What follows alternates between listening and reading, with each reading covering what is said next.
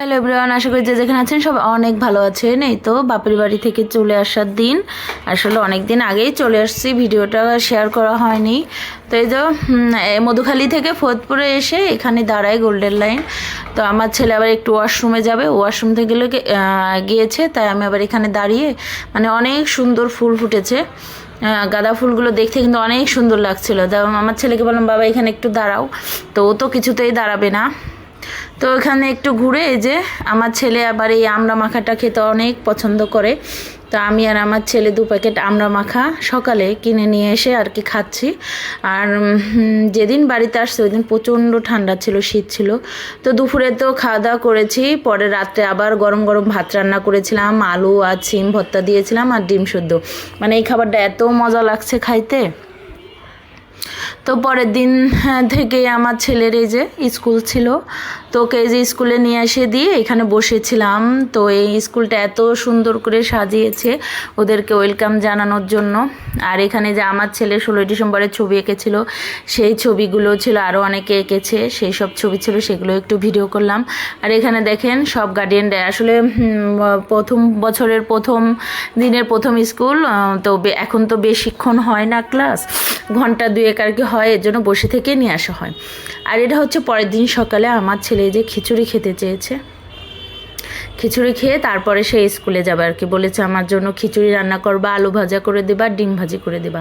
তো এখানে আমি একটু সবজি খিচুড়ি রান্না করব। এই যে এখানে মুসুর ডাল দিয়ে আর চাল দিয়ে ধুয়ে রেখেছি, মুগ ডালটা ভেজে আর কি এই যে ধোয়ার জন্য ভিজিয়ে রেখেছি, কারণ গরম, এর জন্য আর কি ধুচ্ছিলাম না।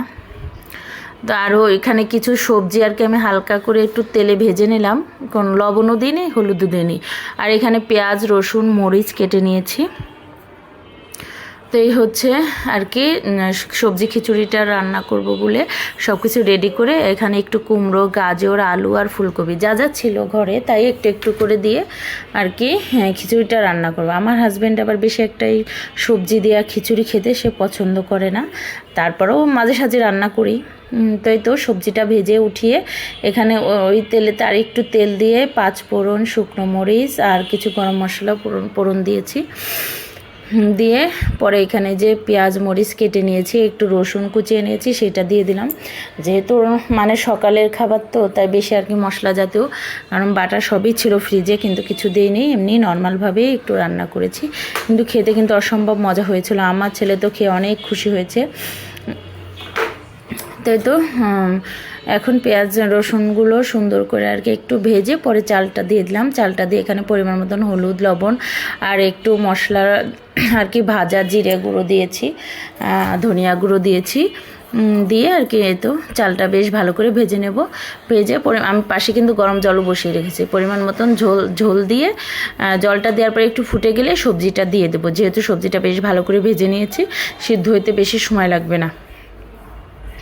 তো এই হচ্ছে আমার ছোটোখাটো একটা ভিডিও আপনাদের সঙ্গে শেয়ার করলাম। যদি কারো ভালো লাগে অবশ্যই লাইক, কমেন্ট, শেয়ার করবেন।